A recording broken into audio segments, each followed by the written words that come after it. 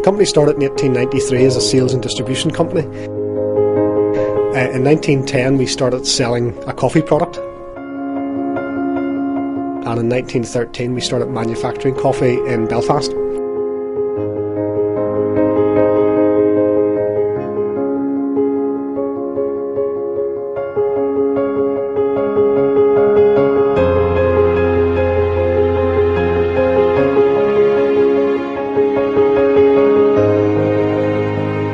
That has changed dramatically over the years because the industry was based around filter type brewing methods, and in the early 1990s the espresso culture, made popular obviously in Italy, transferred across Europe, and we started manufacturing espresso based coffees. And most outlets now that you would buy coffee in will serve espresso based coffee, whether that be Americano, cappuccino, latte and the flat white. We're no longer just a nation of tea drinkers. We all wake up in the morning and want a good cup of joe. Over the years we've been blending and roasting coffee from all around the world, and we frequently get asked by folk, do you actually grow the coffee here in Northern Ireland? We've always thought that to be an impossibility because the climate in Northern Ireland wouldn't be great for growing coffee. So we formed a partnership with David Pattison. We've grown 18 coffee plants. Those plants hopefully will produce fruit, and the seeds from the fruit we will roast as coffee beans and then brew into cups of coffee grown locally here in Northern Ireland. It was an off-the-cuff conversation with one of the owners of Johnson's Coffee. They'd been wondering for a number of years if coffee was able to be grown in Northern Ireland, and why we don't enjoy the climate that you would normally find in coffee growing regions. We thought it would be an interesting exercise just to try and see if we could germinate the seeds, grow the plants and see if they would produce any sort of fruit and what the quality of that fruit would be like, and then roast it and see what the taste of the coffee would actually be. Well, first of all, once we got some fresh seed, we would ensure that the coffee seeds were dried out to about sort of 20% moisture levels. Then we would soak the seeds for 24 hours overnight, and then we took one of two methods for propagation, where they allowed the seeds to pre-germinate in a layer of sort of sharp sand or grit, and after they germinated we would transplant them individually into pots and let them grow on, or same method by soaking for 24 hours or putting a selection of seeds into a pot and allowing them to germinate at their own rate. The germination process normally would take about sort of 2 months on the fresher side of the seeds.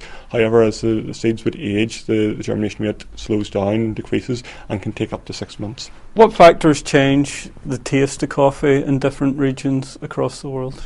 Well, like any fruit, coffee is subject to its growing conditions. Plants grow in a reaction to their environment, so the soil conditions, the amount of rainfall, the nutrient contents of the soil and the amount of sunlight all has an effect on the flavours.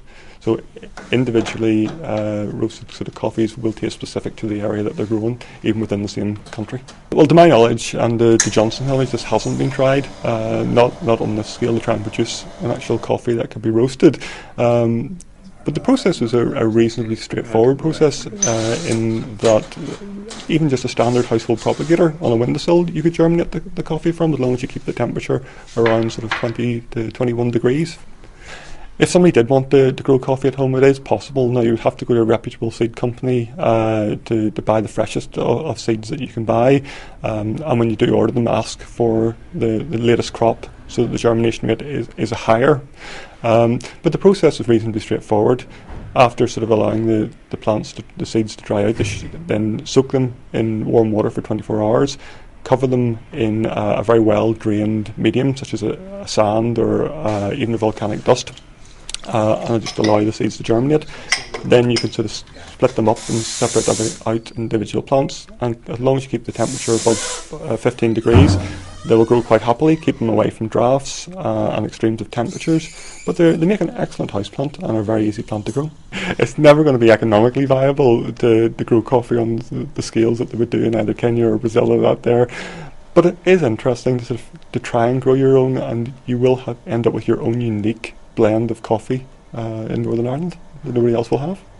The plants, to give you some sort of context, is the scale of what we're trying to achieve. We have 18 coffee plants. Brazil, which is the world's largest coffee producer, has 1.2 billion coffee plants, coffee trees.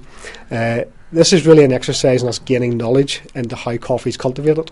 We hope over the next few years to have fruit, to be able to process the coffee seed and make cups of locally grown coffee. But it is not a commercial exercise by no means. It is very much a labour of love, first and foremost, and also a knowledge-gaining exercise. Hopefully we'll get about 3,000 cups worth of coffee from the 18 trees, and our plan is to actually use those cups of coffee to generate funds for a couple of local charities whom we support.